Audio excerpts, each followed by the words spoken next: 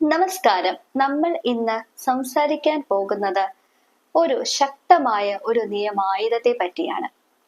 കവിയറ്റ് petition എന്നാണ് ആ നിയമായുധത്തിന്റെ പേര്. നിങ്ങളെ കേൾക്കാതെ കോടതി ഒരു ഉത്തരവും ഇടരുത് എന്ന് ശക്തമായ ഒരു പ്രതികരണമാണ്, ഒരു നിയമായുധമാണ് ഞാൻ ഇന്ന് നിങ്ങൾക്ക് മുമ്പിൽ പറയാൻ പോകുന്നത്. കവിയറ്റ് എന്നത് ലാറ്റിൻ വാക്കാണ്. അതിന്റെ അർത്ഥം ജാഗ്രതയോടെ കാണുക. കവിയറ്റ് പെറ്റീഷൻ ഫയൽ ചെയ്താൽ നിങ്ങളെ കേൾക്കാതെ stay order, probate order, injection order മുതലായവ ഇറക്കരുത് എന്ന നിർദ്ദേശം നൽകുന്നു. ഒരാൾ നിങ്ങൾക്ക് എതിരായി കോടതിയെ സമീപിക്കാൻ പോകുന്നു എന്ന് നിങ്ങൾക്ക് തോന്നിയാൽ നിങ്ങൾക്ക് കവിയറ്റ് പെറ്റീഷൻ മുൻകൂട്ടി കൊടുക്കാവുന്നതാണ്. ഇനി ഏതൊക്കെ സാഹചര്യങ്ങളാണ് കവിയറ്റ് പെറ്റീഷൻ കൊടുക്കാൻ പറ്റുക എന്ന് നമുക്ക് നോക്കാം.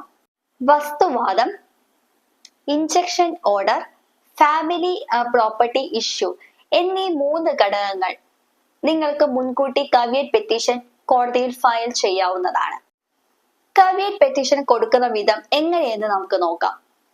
പെറ്റീഷണറുടെ full name and address, opposite പാർട്ടിയുടെ അഡ്രസ്സും പേരും അതേപോലെ എഴുതി കൊടുക്കണം. അതിനുശേഷം ഈ വിഷയത്തിൽ ഞാൻ നേരിട്ട് കേൾക്കണം എന്ന് എഴുതി കൊടുക്കണം. ഒരു പ്രാവശ്യം നിങ്ങൾ കവിയറ്റ് പെറ്റീഷൻ ഫയൽ ചെയ്താൽ അതിന്റെ കാലാവധി 90 ദിവസമായിരിക്കും. ഈ 90 ദിവസത്തിനുള്ളിൽ ഓപ്പോസിറ്റ് പാർട്ടിയെ കോടതിയിൽ വിളിച്ചാൽ അത് നിങ്ങൾ അറിഞ്ഞിരിക്കണം. ഇതാണ് കവിയറ്റ് പെറ്റീഷൻ.